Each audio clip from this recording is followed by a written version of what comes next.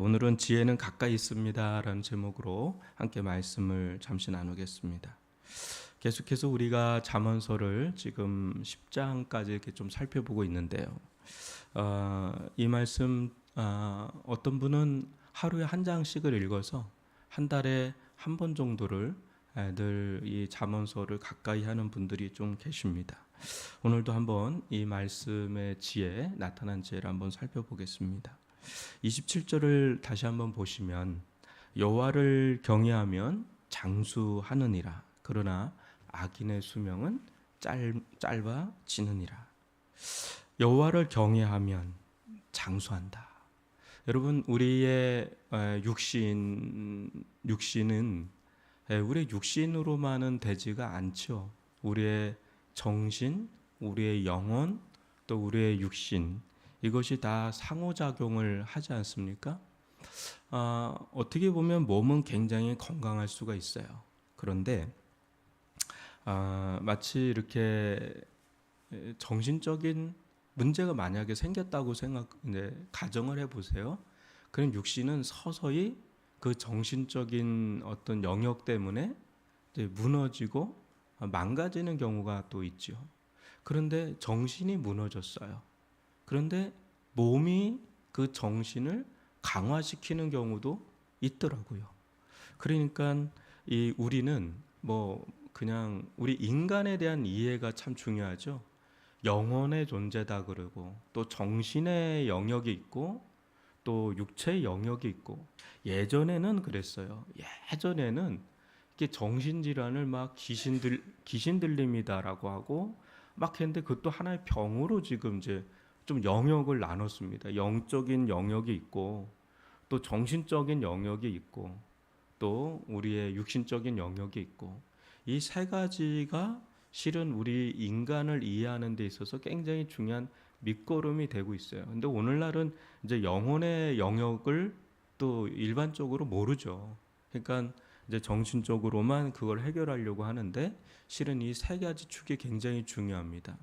교회 다니는 사람은 정신과 병원을 가야 되냐 말아야 되냐, 이거에 대해서 예전에는 막 찬반 언론이 많았어요. 믿음으로 살면 되지 하는데, 이제 최근에는 이제 목사님들도 이야기를 하잖아요. 목사님들 정신과 병원을 가야 된다, 그거를 이상하게 여기지 말라고 하는 목사님들이 꽤 많아요. 왜냐하면 이제 본인도 그런 것들을 많이 경험하기 때문에. 그래서 인간에 대한 이해가 필요한데, 여러분, 여호와를 경외하면 어떻죠? 내 영혼이 잘된 같이 범사가 잘되고 강건하기를 원한다. 이게 기본적인 걸 얘기하는 겁니다. 하나님과 우리가 관계가 열려 있어요. 그럴 때 마음에 샬롬이라는 게 임하죠. 엔샬롬이 아니라 샬롬이라는 거. 그 마음의 평안이 우리의 육신마저도 영향을 미치죠. 이게 장수의 길이 열리죠. 그러나 악인의 수명은 짧아져요. 여러분, 만약에 우리가 좋지 않은 거 있잖아요. 담배라든지 알코올이라든지 또 무절제한 어떤 것들을 행한다면, 그것이 우리의 영혼에, 우리의 육신에 영향을 미치는 것은 맞아요. 근데 이 말씀도 여호와를 경외하는데 장수하지 못하는 분이 있을까요? 없을까요? 있습니다. 분명히 하나님을 향한 믿음이 너무 좋은데 일찍 소천하는 분이 있단 말이에요. 저는 최근에 TV를 보면서 너무 놀라운 하나의 어떤 공통점을 좀 발견했어요. 뭐냐면, 큰 사건이 일어납니다. 미국에서 얼마 전에 총기 사건이 일어나서 한인 가족이 4명인데 한 아이를 엄마가 품에 끌어안고 3명이 그 자리에서 즉사를 합니다. 근데 그 한인 가정의 이름과 얼굴마저도 이제 공개가 됐죠. 그런데 제가 그걸 이렇게 봤는데, 그분들은 교회를 다니는 분이에요. 근데 이런 케이스가 한두 케이스가 아니라 최근에 어떤 큰 사건인데 다 크리스찬이 거기에 죽음을 맞이하더라고요. 여러분들 그거를 간파했는지 모르지만 저는 그게 너무나 놀랍게 좀 들어오더라고요. 그래서 그분들은 너무 신실하게 신앙생활을 하는 분이에요. 그리고 너무 평범한 분이고. 그런데 왜 하필 그런 일이 일어날까? 우리는 하나님을 경외하면 그 자리에 있어도 비껴가야 그게 은혜 아닙니까? 그게 복이고. 죽음을 맞이할 수밖에 없는 상황인데 놀랍게도 하나님의 은혜로 살았다. 이게 우리가 원하는 스토리인데, 횡단보도하는데 우측으로 버스가 잘못해서 했는데 그 아이가 크리스찬 아이예요. 얼마 전에도 크게 우리 뉴스에도 나왔죠. 저는 그런 일련의 일들을 보면서 왜 이런 일들이 크리스찬 가운데 일어날까를 지금 생각하고 있어요. 근데 여하튼 우리들 가운데 이 공식이 맞지 않을 때가 있다라는 것을 또 우리는 알죠. 악인인데 수명이 길어요. 왜 저 인간은 안 죽나? 빨리 죽었으면 좋겠는데 아주 수를 다하고 죽는 악인도 분명히 있단 말이죠. 근데 이게 보편적인 걸 얘기하는 겁니다. 보편적으로. 여호와를 경외하면 장수하느니라. 그러나 악인의 수명은 짧아진다. 여러분, 크리스찬으로서 늘 깨어서 사는 사람들, 또 정직하게 신실하게 사는 사람들은 대부분 장수의 은혜를 누리죠. 우리 교회도 장수하시는 어르신들이 꽤 많지 않습니까? 그 은혜입니다. 28절 한번 보시면 의인의 소망은 즐거움을 이루어도 악인의 소망은 끊어지느니라. 의인의 소망은 즐거움을 이룬다는 거죠. 근데 악인이 소망하는 것은 때가 되면 이게 끊어져요. 그게 가당치 않아요. 어떤 모습으로든 악인의 끝은 너무너무 추하게 끝나더라고요. 추하게 끝납니다. 하여튼 여하튼 숭숭장구하는 것 같은데 시간 지나서 말미에 보면 여하튼 아주 허망하게, 아주 비루하게, 비참하게 끝나는 것을 본다면 하나님은 살아 계신다는 것을 우리는 볼 수가 있습니다. 29절에 보면 여호와의 도가 정직한 자에게는 산성이요 행악한 자에게는 멸망이다. 여러분, 하나님의 말씀이 우리 교회에만 적용되는 게 절대 아니다라는 것을 아실 겁니다. 하나님은 우리 교회에만 역사하시고 통치하시는 분이 아니시라 만왕의 왕이에요. 만주의 주라 그러죠. 하나님은 하나님의 말씀에서 1cm도 벗어날 수 있는 영역은 없다 그러죠. 아브라함 카이퍼가 그러죠. 하나님의 통치가 이 세상에서 1cm도 벗어나는 곳은 없다 그래요.